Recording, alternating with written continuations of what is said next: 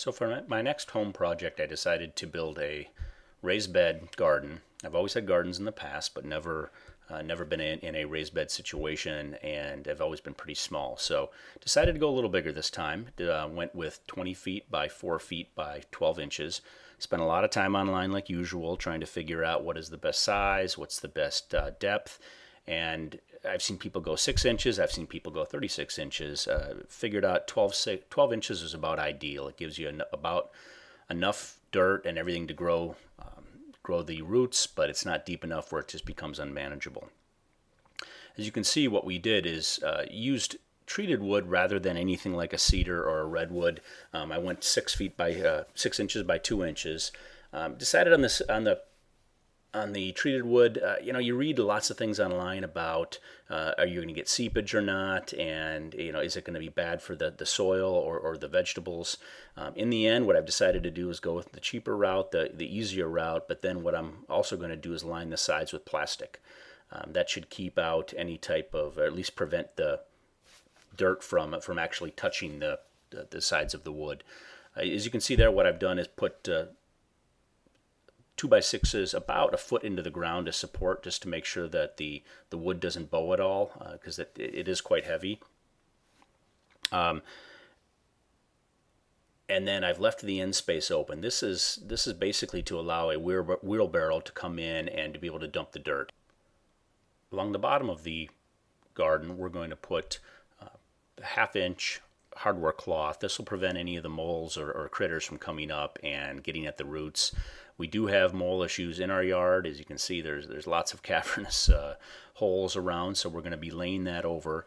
Then we're also going to put 2 layers of cardboard on top of that, just to make sure that the weeds don't come up and grow through. I'm not going to dig out the grass. I figure all of that will die over time with just lack of sunlight, with the hardware cloth and the cardboard going on top of that. Here you can see the dirt that we're using. It is half compost, half soil, with some worm casings and a little bit of rock dust in there for minerals. We had to use about 3 yards for the actual measurements, and it ended up being about the right measurement. Here's a little trick I had. Did have trouble, because I was doing this by myself, to lay the hardware cloth. And so what I did is I took the ends and stapled them against the wood and then rolled it against the roll out, and that allowed me to actually do this by myself and then push the hardware cloth through. It was a challenge. What I did do is I made the width of the actual bed just under 4 feet. Since the hardware cloth itself is 4 feet long, I wanted to make sure I had about 1 to 2 inches of extra space to be able to curl it up. And then what I did is I took staples and stapled it in so that it was pressed up against the wood. This really should ensure that I'm not getting anything that's crawling through and eating at the roots or do anything along those lines. And as you can see, we started to lay the cardboard across. We're going to put, again, two layers on top and push them all the way up against the side as close as we can. That was a little bit of a challenge to cut it exactly, but we figured with all of this on top, we should not have any issues with weeds or anything growing. Here you can see about 1/3 of the dirt that has been put in on top of it. You can also see that we've started to lay or at least staple the 3 mil plastic against the sides, and also curl it over so that if anything does come up through the corners, it won't be coming into the garden itself. Again, the 3 yards was just about perfect. Came in and with the wheelbarrow from that end and started dumping it on one side and just kind of pushed it all the way to the end. Here you can see the final result. With the end open, we were actually had all the kids loading up the dirt. Lots of wheelbarrow trips back and forth from the driveway down to here. Got all the dirt in. Once the dirt was almost to the edge, that's when we came in and put that final wall on the side, and then capped it off with the shelving, and then took the final dirt and kind of laid it all on top, sort of a nice little dome across all of the garden. Overall, we're very happy with the results. I think it looks good. I think hopefully it'll grow well, and looking forward to seeing where things are going to be 1, 2, 3 months down the road. In addition, what I did when I was planting is I went to the Farmer's Almanac Garden Plan. This is a tool that you can have online, where you can lay out your plot, and it will then give you information as to how much space do you think you're going to need for each of your plants. This is something I used to create at least the layout that I was looking for. What you'll see is some herbs here that I put onto the left, and then we'll get some kale, some spinach, and lettuce. And see how that grows. And then there's the tomatoes that I was going to plant there. They hadn't been planted yet. You see some rhubarb, some onions, some peas. We have some red peppers and some carrots, some radishes right there, and then some banana peppers and other peppers. And then, although those are carrots on the end. And then we put some asparagus in the end, knowing that they won't grow this year at least, but in next year. Also put some zucchini and some cucumbers on the backside. We're all pretty happy with the results and just waiting to see how things grow. The next step after this was actually to start laying the irrigation system. I hate watering, and I want to do something as automated as possible. So what I did is I ended up purchasing a system from DIG. It's the GE200. It gave me about 200 feet of tubing and a number of different kind of accessories to put on the back end. And here you see what I've actually been able to do. So you can see the tubing that I have, laid that down into 3 columns of water, and then attached that, at least right now it's attached to the hose. You can see a lot of extra. I only had to use about 60 feet. As you can see, it went 20 feet 3 times. Had to purchase a number of different T's and L's. They come with quite a bit, but when I was planning, there weren't enough, so I actually had to go online. I think I got them from Home Depot. They have them pretty cheap there, to go out and get those additional T's. So important to do all your planning up front. And as you can see, there's different ways that they allow you to water.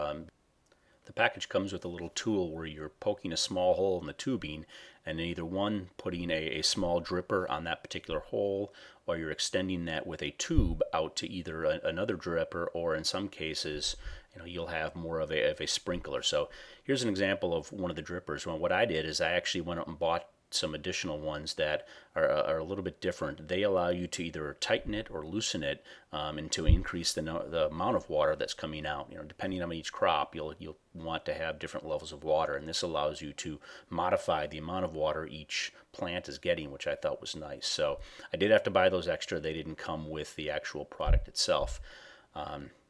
But then also they do give you the ability to do more of a sprinkler that pushes up and then sprays something a little bit wider. If you have a lot of things like the radishes and the peas, I was planting so many of them that I wanted something to actually spray across the top. So very happy with how I was able to get this set up. Again, it took a lot of planning. As you can see here, I initially have it attached to the hose and was using that to do some initial watering.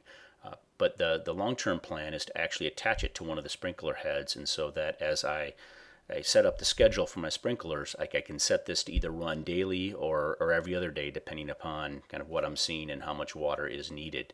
At least that was the ongoing plan, was to do it initially to a sprinkler head that was close. What I figured out later is I could do something a little bit different. Here what I've done is I've hooked, dug into the ground near one of the sprinkler heads near the house, and put a T down there and ran some PVC up and around next to the house, and now I'm running it down an actual storm drain. So the storm drain runs, because the backyard goes at an angle, the storm drain runs down and exits right next to where the thing is. So here's where it exits. So I've run the tubing all the way down, and while I was filming this, it was raining. You can see some of the water coming out, but I put a couple L's in to the tube, ran that up next to the actual raised bed, pushed that over, and then up and into the bed itself, where I have it connected to the three lines. So I was pretty happy with that. For the pole beans, what I did is I created a trellis by using a couple standard metal garden posts that I put into the dirt, and then attached them to the side of the wood there. So I put one at each side, and then I went and put 3 large bamboo poles in the middle that were a little bit taller, and again screwed those into the actual wood, then into the ground, and then took metal wire and rung it across, wrapping it around the bamboo to hold those steady. And then I needed additional places for this to go up, so I used some garden twine and put the garden twine up across that. And as you'll see, it does allow the pole beans to crawl up. The problem I had is you see that at the lower ends where there's not much sun, they're not growing as well. So fast forward 4 months, and here's where I'm at in July. You can see it is very crowded. I probably overplanted this year, and there's you'll see some of the kale. The kale's been growing very well. I had some trouble with the lettuce and spinach. They didn't survive. The tomatoes themselves are growing very well also. They were supposed to be 3 to 4 feet tall. Right now they're about 5 to 6 feet tall. One of the things I also learned is that when it's this crowded, some of the big leaves, either big leaf plants like the rhubarb, it's buried in there and it isn't doing as well because it's not getting the sun it does need, so it needs to be more by itself. You can see that the peppers are doing well, so we've gotten some nice green peppers and some banana peppers. Again, looking at the right, the zucchini and the cucumber, the leaves are so big that they are basically covering up many of the other things that I'm growing inside of there. And then the asparagus at the end, again, that's not going to grow till next year, so once that comes back, we'll see.